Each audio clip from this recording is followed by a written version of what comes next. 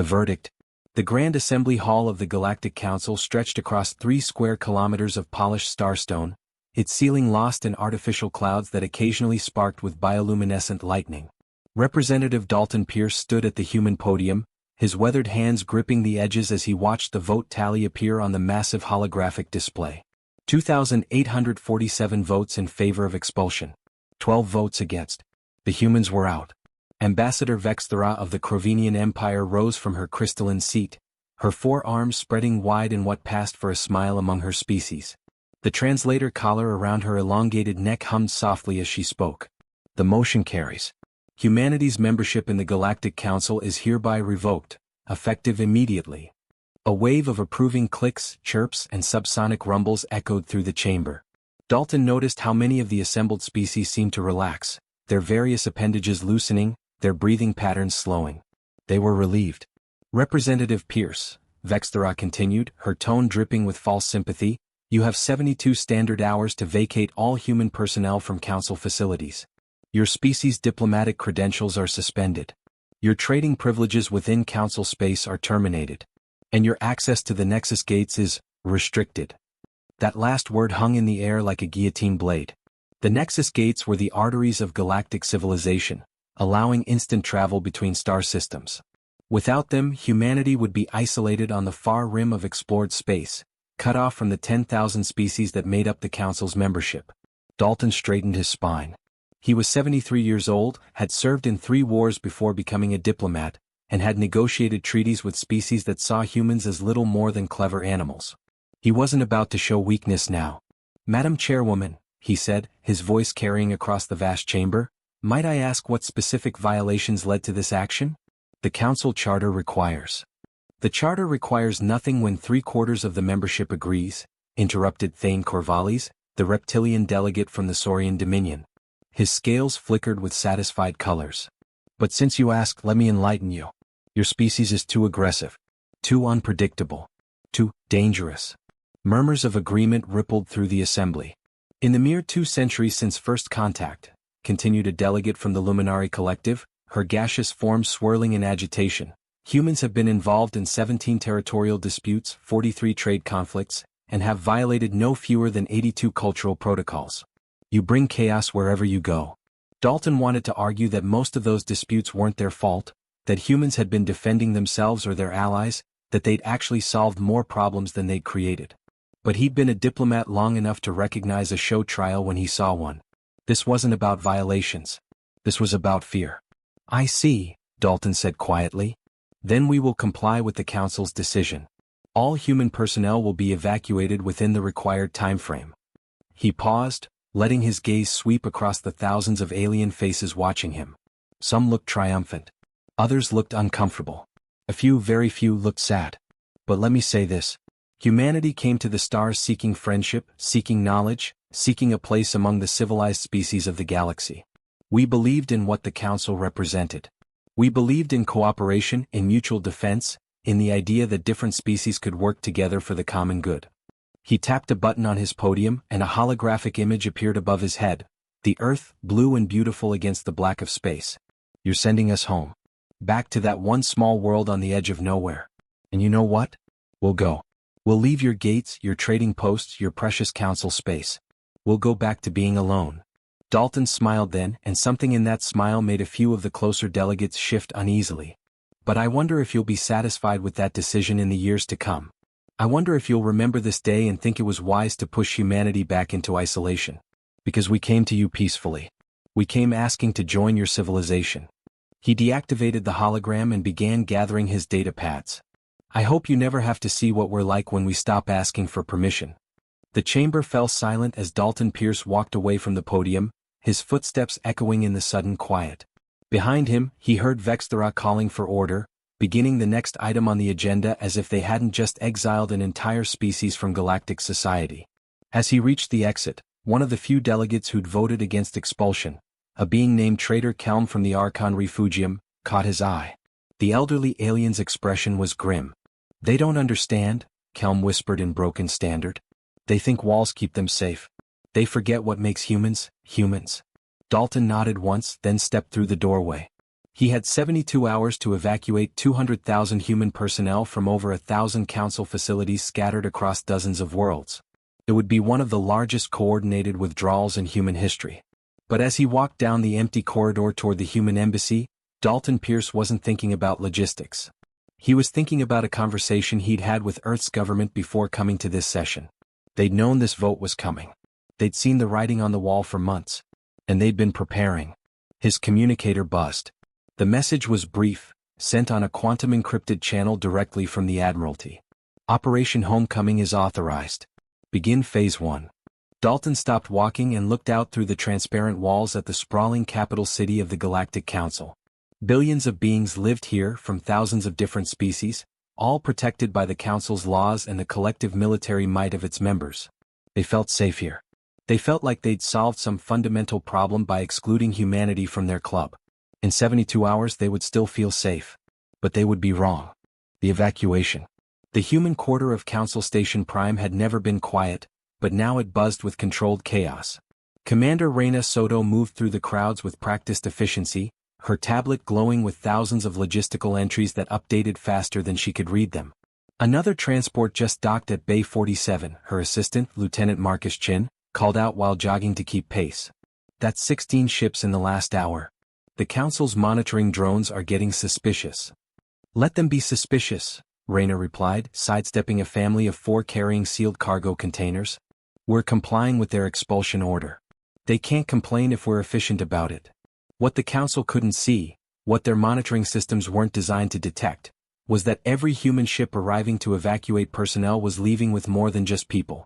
Medical equipment, research databases, manufacturing specifications, cultural artifacts, and most importantly, detailed scans of every piece of Council technology they'd been allowed to access. Humanity was leaving, but they weren't leaving empty-handed. Commander Soto. A voice crackled through her earpiece. It was Dr. Yuki Tanaka from the Research Division, and she sounded excited. We finished the final sweep of the xenobiology archives. You won't believe what we found buried in the historical sections. Can it wait? Reina asked, marking off another evacuation checkpoint on her tablet. No ma'am, it really can't. This changes things. Reina altered course, heading toward the research wing. Around her, thousands of humans moved with purpose, each one part of an intricate dance of departure.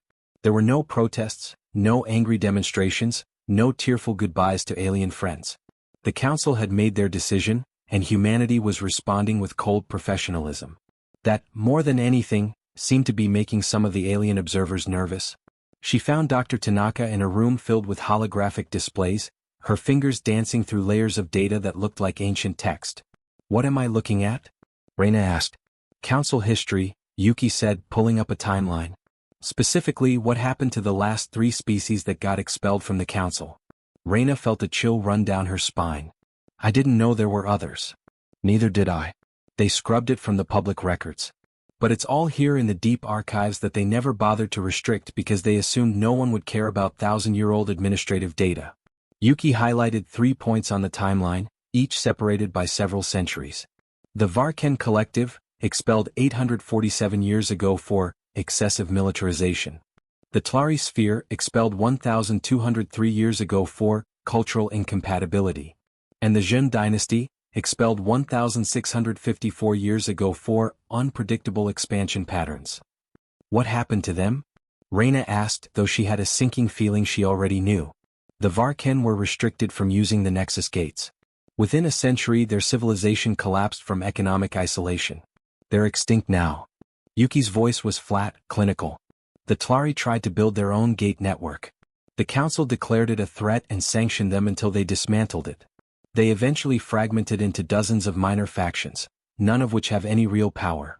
The Jin refused to accept the Council's authority after expulsion. 20 years later, a pirate fleet of unknown origin destroyed their homeworld. Convenient, right? Reina stared at the data, feeling her anger crystallize into something cold and hard. They're not just kicking us out, she said slowly. They're killing us. Slowly, methodically, but that's what this is. Yes, Yuki confirmed. And I think they know it. That delegate Vexthera? I pulled her voting record. She voted to expel all 3 of those species. She's been on the Council for over 2,000 years, and she's made a career out of eliminating threats before they become problems. Reyna's communicator chimed. It was a priority alert from Ambassador Pierce. All section commanders report to the embassy immediately. We're moving up the timeline. Minutes later, Reyna found herself in a secure conference room with the 17 other senior human officials still on Council Station. Dalton Pierce stood at the head of the table, and behind him, a holographic display showed a star map that made Reyna's breath catch. Ladies and gentlemen, Dalton said, Earth's government has accelerated our plans. What you're seeing is Operation Homecoming in its entirety. The star map showed human-occupied worlds highlighted in blue. But there were other markers too, red dots that formed a network of connections between distant systems bypassing Council space entirely. For the last 60 years, Dalton continued, humanity has been building our own gate network.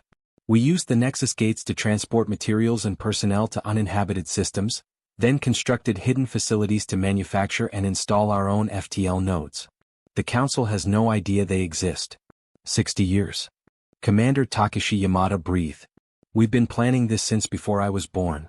We've been planning this since the first time the Council threatened to expel us, Dalton corrected. Which was about 6 months after we joined. Our governments realized early on that the Council would never truly accept US. So we prepared for the inevitable. He zoomed in on a cluster of systems on the far side of the galactic arm, well beyond Council territory. These 15 systems are now fully colonized and industrialized. Hidden from Council sensors, protected by automated defense platforms, and connected by our own gate network. The Council thinks they're sending us back to Sol and cutting us off from the galaxy. But they're actually just removing a limitation. Reyna felt a smile tugging at her lips despite the gravity of the situation. We were playing by their rules because we were members. Now we're not. Exactly, Dalton said. We have 48 hours remaining. I want every human out of Council space, every piece of useful data copied, and every emergency protocol activated. Because when we leave, we're not coming back as supplicants. What about the other species? Asked Dr. Alara Ross from the Xenodiplomacy team. There are some who voted against our expulsion. Some who consider themselves our friends. Dalton's expression softened slightly. We'll remember who stood with us. And when the time comes, we'll remember who didn't. Over the next 2 days, the human evacuation became something the Council would study for decades to come as a masterwork of logistical coordination. Over 200,000 humans disappeared from Council space in perfect synchronization, taking with them 2 centuries of accumulated knowledge, technology, and expertise. The alien observers noted how calm the humans seemed. How methodical. How utterly without emotion. They should have recognized it for what it was, the calm before a storm. On the final day, as the last human transport prepared to depart from Council Station Prime, Ambassador Vexthera sent a message to Dalton Pierce. It was brief and formal, but Reyna, standing beside Dalton on the bridge, could hear the satisfaction in the alien's translated voice. We wish humanity prosperity in your return to isolation. May you find peace in your solitude. Dalton smiled at the screen, though Vexthera couldn't see him. We will, he said softly to the empty air. But I don't think you will. The transport's engines hummed to life, and they slipped away from the station that had been humanity's gateway to the stars for 200 years. Behind them, thousands of Council species went about their business, secure in their civilized safety. They had no idea that in the darkness between stars, in systems they'd never bothered to explore, humanity was preparing to show them what happens when you back a clever species into a corner. The silence. 6 months passed. The Galactic Council proceeded with its 10,000 normal crises, trade disputes, and diplomatic functions as if humanity had never existed. The human quarter of Council Station Prime was repurposed, given to a species called the Drell who had been waiting 3 centuries for an embassy allocation. The records were updated, the databases adjusted, and gradually humanity became a footnote in Council history. Ambassador Vexthera felt satisfied. She sat in her private chambers, reviewing reports from her intelligence network. Everything was proceeding as expected. Long-range sensors showed human activity concentrated around their homeworld of Earth, with some scattered colonies in adjacent systems. No unauthorized gate construction. No military buildup beyond basic system defense. No attempts to circumvent the Council's authority. Perfect. They learned their lesson, she said to her aide, a younger Crovenian named Dextal. Isolation will tame them. In another century or 2 they might petition for readmission. On much more favorable terms for us, of course. Of course, Madam Ambassador, Dextal agreed. But something in his tone made Vexthera look up sharply. You disapprove? I merely wonder if it was wise to eliminate such a potentially useful species. The humans showed remarkable innovation in many fields. Their medical techniques alone saved countless lives. Innovation without restraint is dangerous, Vexthera said coldly. Better to sacrifice some medical advances than risk the chaos humans brought with them. The council is safer now. But over the following months, small things began to seem off. It started with trade routes. The Merchants Guild reported that several shipping lanes that passed near former human space were experiencing delays. Nothing dramatic, just 10 or 15% slower delivery times. The routes were adjusted and the matter was forgotten. Then came the mining reports. The Trellian Mining Consortium, which operated asteroid facilities on the edge of Council space, reported unusual scanner ghosts in 3 separate systems. Phantom readings that looked like ships but vanished when investigated. Probably just sensor glitches from solar activity. Probably. The Saurian Dominion's Border Patrol noted increased difficulty maintaining surveillance of the sectors adjacent to human space. Their long-range probes kept experiencing malfunctions. Thane Corvallis requested funding for replacements, but the request got buried in council bureaucracy. 6 more months passed. Trader Kelm of the Archon Refugium sat in his modest office on a mining colony called Viridian Point, reviewing financial reports that made no sense. His shipping company had been operating for 2 centuries, and he knew his routes, his margins, his competition. But over the last year, someone new had entered the market. Someone who could undercut his prices on rare minerals by 30%. Someone who could deliver goods to remote colonies in half the time it took established companies. Someone who operated through intermediaries and shell corporations, never revealing their true identity. Kelm had his suspicions. He called in a favor from an old friend in council intelligence, a being named Sala who owed him for keeping quiet about certain indiscretions. What Sala found made Kelm's blood run cold. It's not one entity, Sala whispered during their encrypted call. It's hundreds, maybe thousands. New trading companies, mining operations, transport services, information brokers, all incorporated in the last 10 months. All operating on the fringes of council space. All using legitimate council members as fronts. Who's behind them? Kelm asked, though he already knew. I can't prove it, Sala said carefully. But every single one of these companies has one thing in common. Their articles of incorporation were filed by legal firms that used to serve human clients. Where are the humans getting the resources? Kelm wondered aloud. We cut off their gate access. They should be trapped in their home system. That's the thing, Sala said, and her voice carried genuine fear. My sources in the border service say they haven't detected any human ships entering council space. Not one. In over a year. Then how? I don't know. But Kelm? You need to see something else. I pulled up historical sensor data from the past year and ran a pattern analysis. There are gaps. Everywhere along the border with human space there are sensor gaps. Small ones, never more than a few hours, but they're there. Hundreds of them. Malfunctions? Kelm suggested weakly. All happening in the exact same pattern, Sala replied. Short duration. Clean transitions. No debris, no energy signatures, nothing. Just blank spots in our surveillance data. Professional blank spots. Kelm felt old suddenly. Very old. They're moving around us. They're in council space, operating under our noses, and we can't see them. It's worse than that, Sala said. I think they've been here the whole time. I think they never left. A year and a half after humanity's expulsion, the first council member species began to notice the pattern. The Luminari Collective's trade revenues were down 18%. The Trellian Mining Consortium was losing contracts to newcomers who somehow knew the exact mineral compositions of asteroids before surveying them. The Saurian Dominion's intelligence service was hemorrhaging information, unable to identify the source of leaks. And on the frontier worlds, the independent colonies that barely survived on the edge of council protection, something strange was happening. They were prospering. Medical supplies appeared when needed. Pirates who plagued shipping lanes mysteriously disappeared. Ancient mining equipment got replaced by newer models, delivered anonymously. Infrastructure projects that the council had debated for decades suddenly got completed by local initiatives. When council investigators arrived to question these improvements, the colonists shrugged and said they'd gotten help from independent contractors. No names. No species identification. Just skilled beings who did quality work, asked for reasonable payment, and then vanished into the void. Ambassador Vexthera read these reports with growing unease. She called a closed session of the Council's Security Committee, a group of 50 representatives from the most powerful species. "We may have a problem," she announced. "There is evidence suggesting that humans may still be operating in Council space despite our expulsion order." Thane Corvallis flicked his tail dismissively. "Impossible. Our sensors would detect them.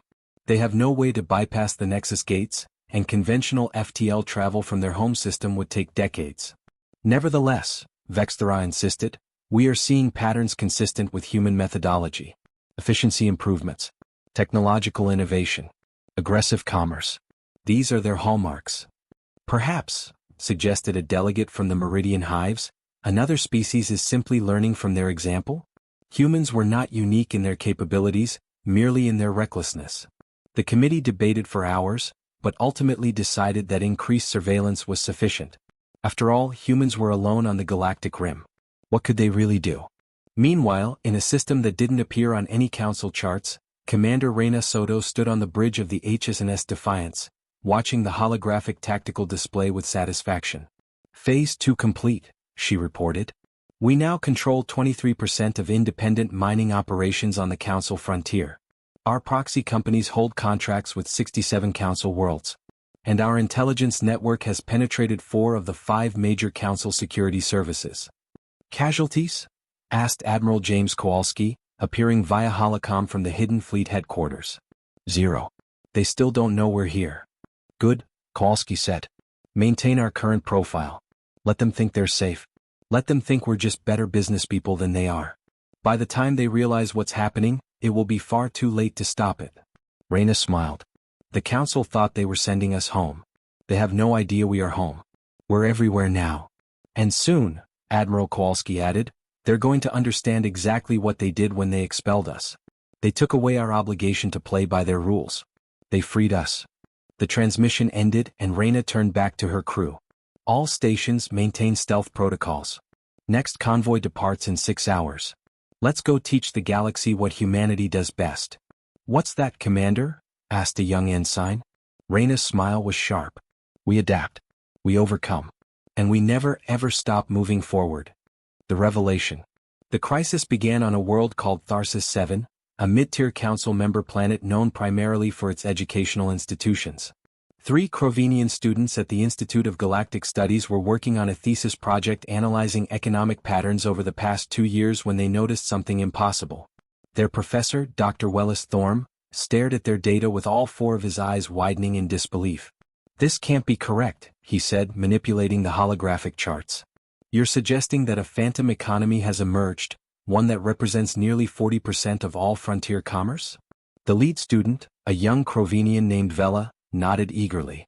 "That's exactly what we're saying, Professor. Look at the pattern. 2 years ago, frontier trade was dominated by the Merchants Guild and 5 major conglomerates. Now there are thousands of independent operators, all highly efficient, all interconnected through a network we can't fully map. And you think..." Wellis hesitated, knowing how absurd it would sound. "You think this is humanity?" "We don't just think it," another student, Torvin, pulled up a new display. "We've traced shipping manifests, corporate registrations, and communication patterns. Every single one of these phantom entities has 2 things in common. First, they all appeared after humanity's expulsion. Second, they all operate with a specific efficiency profile that matches archived human commercial behavior." "But humans can't access the Nexus gates," Wellis protested.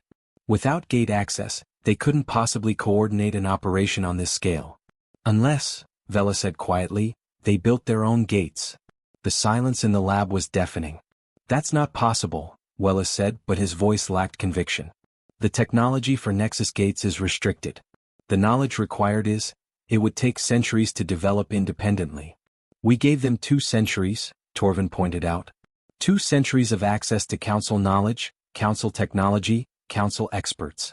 What if they weren't just learning from us? What if they were studying us?"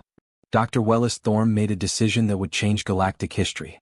He forwarded his student's thesis to the Council Security Committee with a priority flag. Within hours, Ambassador Vexthera was reading it in her chambers, her crystalline features reflecting the glow of the data. She immediately called an emergency session of the full Council. The Grand Assembly Hall filled with representatives from thousands of species, all chattering in confusion about the unprecedented summons. When Vexthera took the podium, the chamber fell silent. "Distinguished delegates," she began, her voice carrying the weight of someone about to deliver very bad news, "we have a situation. New evidence suggests that humanity has not returned to isolation as we believed. Instead, they have been operating extensively within Council space for the past 2 years, hidden from our surveillance and expanding their influence at an alarming rate." The chamber erupted. Angry voices demanded explanation. Skeptical voices claimed impossibility. Frightened voices asked how this could have happened. Vexthera raised her hands for silence. "I am ordering a comprehensive investigation. All trade records will be audited. All border surveillance data will be analyzed. And all member species are required to report any contact with unknown entities over the past 2 years, no matter how innocuous." What the investigation revealed over the following weeks was stunning. Humanity hadn't just infiltrated Council space. They had woven themselves into its fabric. Shell companies operated on 3,000 worlds. Human-designed technology appeared in Council manufacturing chains. Information networks that seemed independent could be traced back to human information brokers. Even some Council defense installations had human-sourced components. "They're everywhere," a shaken intelligence officer reported to the Security Committee.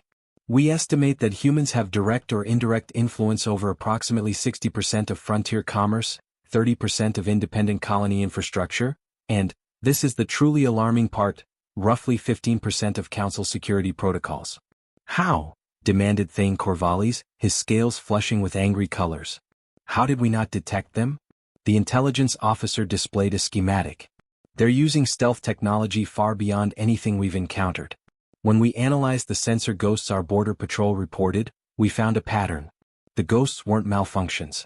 They were ships. Human ships. Probably hundreds of them moving through Council space at will." "And the gates?" Vexthera asked, though she dreaded the answer. "We found evidence of 12 hidden gate nodes and systems we thought were empty. They form a network that bypasses our entire infrastructure. The humans can move between systems instantly without ever touching our gates. They've had this capability for, we estimate, at least 60 years." The chamber fell into shocked silence. "They planned this," Vexthera said slowly, understanding dawning with cold horror. "Even before we expelled them, they were preparing for it. They knew we would reject them, so they built an alternative. They've been 2 steps ahead of us the entire time." "What do we do?" asked a delegate from the Meridian Hives. "They've violated our sovereignty on a massive scale. This is an act of war." "Is it?" Another voice spoke up. It was Traitor Kelm, one of the few who had voted against human expulsion. "Have they attacked anyone? Killed anyone?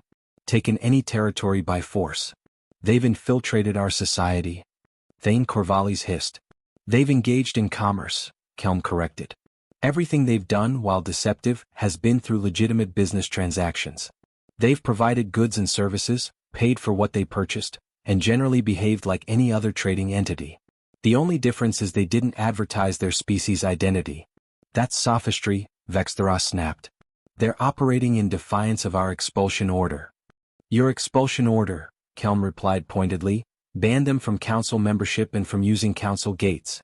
It didn't ban them from existing in the galaxy. They found a loophole and they exploited it brilliantly." The debate raged for days. Some demanded military action. Others urged caution. A growing minority suggested that perhaps they should simply talk to humanity. The decision was made to send a delegation to Earth. Not to negotiate, the Council was very clear about that, but to deliver an ultimatum. Cease all operations in Council space or face the consequences. Ambassador Vexthera volunteered to lead the mission. She had voted to expel humanity, and now she would see her decision through to its conclusion.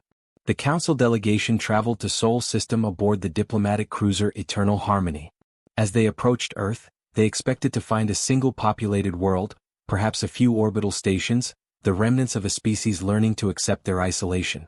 What they found took their breath away. Earth was surrounded by massive orbital rings, each one hosting millions of inhabitants. The Moon had been partially terraformed, its surface dotted with domed cities. Mars gleamed red and green, its atmosphere thickening from decades of terraforming. The asteroid belt buzzed with mining operations of staggering scale. And everywhere warships. Hundreds of them. Sleek, deadly, and far more advanced than anything the humans had possessed 2 years ago. They didn't approach or threaten, but their presence was unmistakable. "This is impossible," whispered Vexthera. "They couldn't have built all this in 2 years." "They didn't," said the ship's science officer reviewing sensor data. "Based on the orbital decay patterns and construction where much of this is decades old. They've been building this fleet in secret for as long as they've been members of the Council," Vexthera finished, feeling sick. "We thought we knew them. We thought we understood their capabilities. But they were hiding their true strength the entire time." A communication came through. A human face appeared on screen, not Ambassador Pierce, who had led their delegation before, but a woman with iron-gray hair and eyes that seemed to look through Vexthera rather than at her. "I am Director Sarah Castellanos of Humanity's Foreign Relations Bureau," the woman said with cold politeness. "Welcome to Sol System, Ambassador Vexthera. I understand you have a message for us." Vexthera drew herself up. "The Galactic Council demands that humanity cease all operations in Council space immediately. Your presence there violates the terms of your expulsion and—" "One moment," Director Castellanos interrupted. "Let me be very clear about something, Ambassador. We are not members of your Council. We have no treaty obligations to your Council. And we are under no circumstances bound by your Council's laws or demands. You were expelled for—" "We were expelled," Castellanos agreed, her voice sharp, "from an organization we voluntarily joined, seeking friendship and cooperation. You rejected us. You sent us home. You closed your gates to us. Very well. We accepted your decision. But you don't get to control what we do in our own space or how we conduct business with independent entities outside your direct authority. The frontier worlds are under Council protection." Vexthera protested. "The frontier worlds are autonomous colonies that petition you for help and usually don't receive it," Castellanos countered. "We offer them fair trades, reliable service, and respect. Something your Council often fails to provide. If they choose to do business with us instead of with you, that's their right as independent entities." Vexthera felt control of the conversation slipping away. "You built an unauthorized gate network. That technology is restricted." "Restricted under Council law," Castellanos said with a smile that didn't reach her eyes. "Which, as you so clearly informed us, doesn't apply to humanity anymore. We developed our own gate technology independently. If it happens to function similarly to yours, well, the laws of physics are universal. This is an act of aggression." "No, Ambassador. This is commerce. This is exploration. This is humanity doing what we've always done, adapting, innovating, and surviving. You tried to eliminate us as a threat by isolating us. Instead, you freed us from the restrictions your membership imposed." Director Castellanos leaned forward, her expression hardening. "You wanted us gone, so we left. But the galaxy is vast, Ambassador. Much larger than your Council space. And we've discovered that we quite like the freedom of not having to ask your permission for every little thing. So here's my counter-message. Humanity will continue to operate throughout the galaxy, trading with whomever we choose, exploring whatever systems we wish, and building whatever we deem necessary for our survival and prosperity. The Council will not tolerate." "The Council," Castellanos said quietly, "will learn to tolerate it. Because the alternative is a war you cannot win. Look at your sensors, Ambassador. Look at the fleet surrounding you. And understand that this is just what we've built around our home system. You have no idea what we've been constructing in the systems you never bothered to explore." Vexthera looked at her tactical officer, who had gone pale, insofar as his species could show such emotion. He nodded slightly. The human fleet was enormous, modern, and positioned with military precision.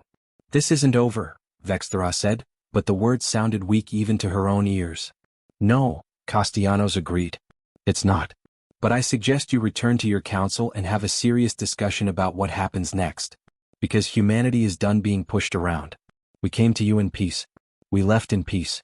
But if you try to dictate our actions outside your territory, you will learn exactly how formidable humans can be when you give them no choice but to fight." The transmission ended. The Council delegation returned home in silence, each representative wrestling with a terrifying realization. They hadn't eliminated a threat. They'd created one. The crisis. The report from Ambassador Vexthera's delegation hit the Galactic Council like a meteor strike.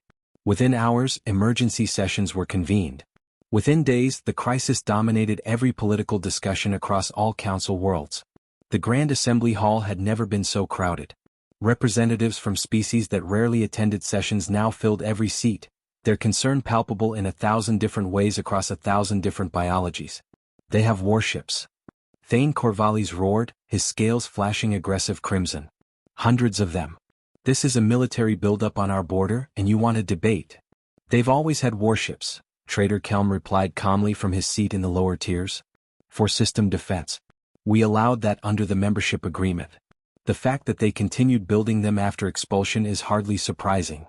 The scale is what matters. A delegate from the Trellian Mining Consortium stood, his rocky features grinding with agitation. Our intelligence estimates suggest their fleet is larger than any single council member's military. Possibly larger than several members combined. Vexthera stood at the central podium, feeling the weight of thousands of eyes upon her. She had championed humanity's expulsion. Now she had to manage the consequences. The immediate question, she said, her voice cutting through the chaos, is what we do next. We have several options. First, we could attempt to blockade human space, preventing them from accessing the frontier regions.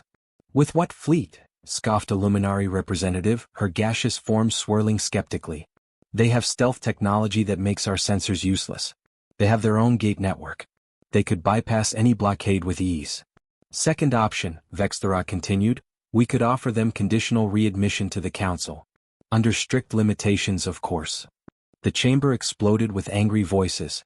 The idea of allowing humans back after discovering their deception was unthinkable to many species. Third option, Vexthera said, raising her voice, we could formally declare humanity a hostile power and prepare for military conflict. This brought silence. Not agreement, but the heavy silence of species confronting a choice none of them wanted to make. Let me tell you what military conflict with humanity would look like, said General Thrace, the Crovenian military commander, his voice heavy. Based on what we observed in Sol System alone, humanity possesses a fleet of approximately 800 capital ships, 3,000 support vessels, and unknown numbers of stealth-capable craft. Their technology is on par with or superior to ours in several key areas. They have fortified positions in at least 15 systems we know of, and probably dozens more we don't. He paused, letting that sink in. If we go to war with them, we will win eventually. The Council has the numbers. But the cost? He shook his head. Conservative estimates suggest we would lose 30 to 40% of our combined fleet. Tens of thousands of Council citizens would die. And that assumes the humans fight a conventional war. If they resort to guerrilla tactics, using their stealth technology to strike supply lines and logistics hubs. It would be a nightmare, finished Admiral Kress of the Saurian Dominion. A war that could last decades and destabilize the entire frontier. Then what do you suggest? Vexthera asked, feeling her carefully constructed political position crumbling. We allow them to operate freely? To ignore our authority? I suggest, said a new voice, that we acknowledge reality. All eyes turned to Elder Savas of the Meridian Hives, one of the oldest and most respected members of the Council. The ancient being rarely spoke, but when he did, people listened. We made a mistake, Savas continued, his multifaceted eyes glinting. We saw humanity's aggression, their unpredictability, their rapid advancement, and we feared them. So we tried to eliminate the threat by expelling them. But we failed to ask a critical question. What would they do in response? He gestured to the displays showing the data from Sol System. They did what any intelligent species would do when pushed into a corner. They prepared. They adapted. They ensured their survival. And now we face a choice. We can try to force them back into submission, which will cost us dearly and might not even succeed. Or we can accept that humanity is now a major power in this region of space, whether we like it or not, and learn to coexist with them. Coexist? Thane Corvallis hissed. They infiltrated our society. They deceived us. They survived, Elder Savas corrected. They did what was necessary to ensure their species' future when we tried to strangle them. Yes, they deceived us. But they didn't attack us. They didn't conquer our worlds. They engaged in commerce. If we're honest with ourselves, we must admit they showed remarkable restraint. The debate continued for 3 days. In the end, a decision was made, not to decide. The Council would adopt a policy of watchful engagement. Human ships would be monitored but not confronted. Human business operations would be tracked but not shut down. And diplomatic channels would remain open, though no formal negotiations would begin. It was in essence a stalemate born of fear and uncertainty. But while the Council debated, events were already spiraling beyond their control. On the frontier world of Kalis Prime, a pirate fleet, one that had plagued shipping lanes for years despite council patrols, made the mistake of attacking a convoy that included ships under hidden human protection. The pirates were experienced, ruthless, well-armed. They lasted 6 minutes. 3 human warships decloaked, their weapon systems so advanced that the pirate vessels were disabled before they could even target their attackers. The humans boarded the pirate flagship, extracted the command crew, and left the disabled vessels drifting with emergency beacons active. When Council security forces arrived to investigate, they found the pirate leadership bound and waiting, with a complete data package detailing their operations, their bases, and their entire criminal network. There was also a message displayed in 7 major Council languages. The frontier deserves better protection. Since the Council cannot provide it, we will. Regards, humanity. Similar incidents began occurring across the frontier. Pirates vanished. Corrupt officials found their crimes mysteriously exposed. Colonies under threat from natural disasters received aid from anonymous sources. And everywhere the same message: humanity was here whether the Council acknowledged it or not. In her chambers on Council Station Prime, Vexthera reviewed the latest reports and felt something she hadn't experienced in her 2,000 years of life: genuine fear. Not fear of human weapons, though those were formidable. Not fear of their technology, though that was impressive. But fear of what they represented. Humanity was changing the balance of power in the galaxy.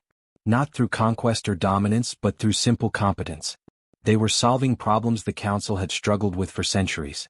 They were protecting worlds the Council had neglected. They were proving day by day that the Council's way wasn't the only way. And worse, much worse, the frontier colonies were noticing. Reports began flowing in of colonies questioning why they should pay taxes to a council that couldn't protect them when humans were doing it for free. Of trade guilds losing business to human companies that offered better service. Of young beings from dozens of species expressing admiration for humanity's efficiency and strength. The Council had expelled humanity to maintain stability and order. Instead, they had created a rival power that was undermining their authority simply by being better at the things the Council claimed to do. Vexthera made a decision. She sent a priority message through encrypted channels, addressed to Director Sarah Castellanos on Earth. "We need to talk." The negotiation. The meeting took place on neutral ground, a small moon called Haven's Rest that orbited a gas giant in an unclaimed system exactly halfway between Council space and the nearest known human colony. Vexthera arrived with a small delegation. Herself, Trader Kelm, who had insisted on being included, and General Thrace. No armed escort. No warships. Just a simple diplomatic shuttle. It was a gesture of trust that cost Vexthera considerable political capital to arrange. Director Castellanos arrived similarly understated, accompanied only by Admiral Kowalski and a younger woman Vexthera didn't recognize, Dr. Yuki Tanaka, as it turned out, now serving as humanity's chief xenopolitical analyst. They met in a prefabricated habitat module, bare and functional, with a round table and enough chairs for everyone. No recording devices. No observers. Just 7 beings who would decide the future of an entire region of space. "Thank you for coming," Vexthera said as they settled into their seats. "I wasn't certain you would."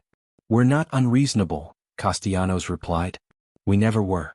That was something the Council never understood about us."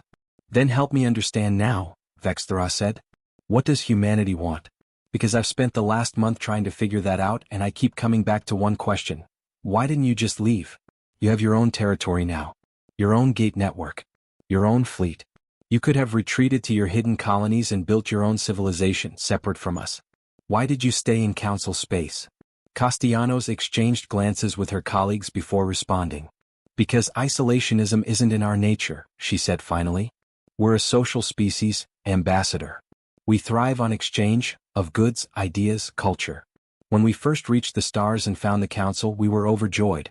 Not because we wanted to conquer you or compete with you, but because we weren't alone in the universe."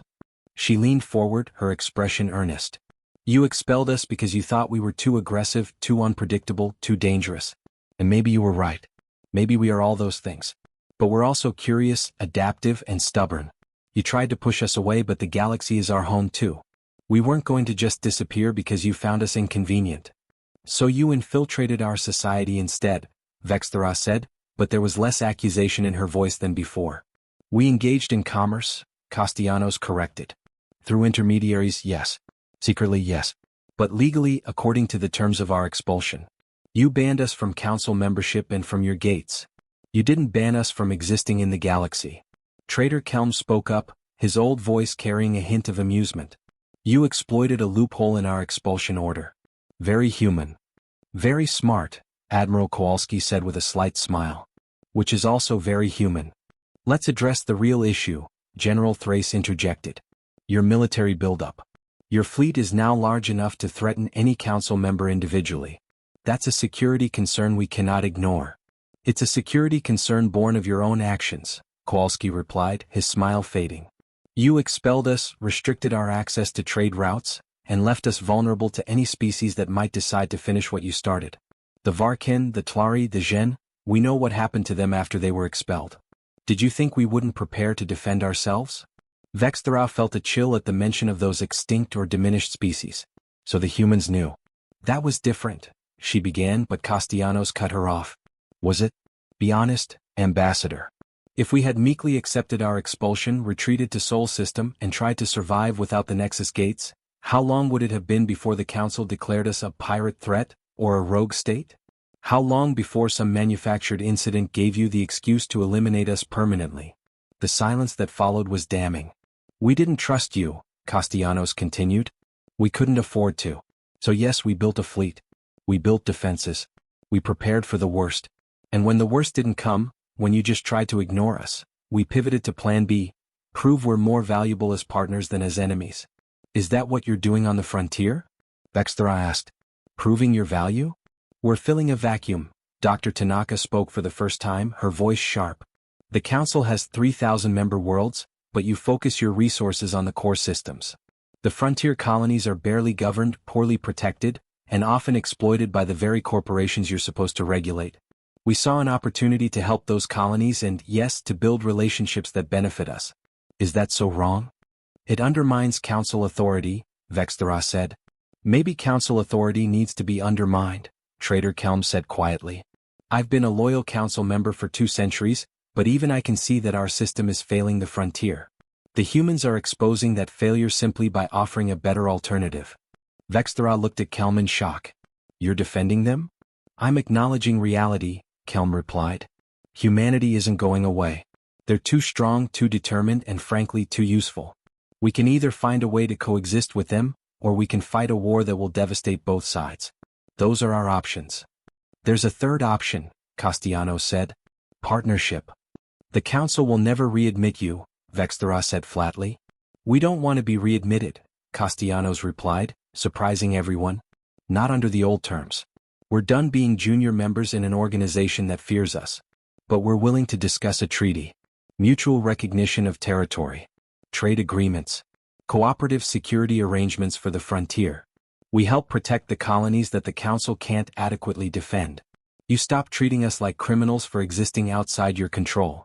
You want us to legitimize your expansion, Vexthera said. We want you to acknowledge that the galaxy has changed, Castellanos corrected. We're not the only species that's been watching your treatment of humanity. The frontier colonies are taking notes. The independent systems are reconsidering their relationship with the Council. You can either adapt to this new reality, or you can cling to the old order while it crumbles around you. General Thrace shifted uncomfortably. You're asking us to accept a fundamental shift in the power structure of this region. We're asking you to accept that you don't have a choice, Admiral Kowalski said bluntly. The shift has already happened. You just need to decide whether you're going to work with us or against us. Vexthera sat back in her chair, her arms folded across her chest. Everything she had built her political career on, maintaining Council unity, preserving the established order, managing threats through exclusion, was collapsing before her eyes. But she was also old enough and smart enough to recognize when she'd lost. What specific terms are you proposing? She asked.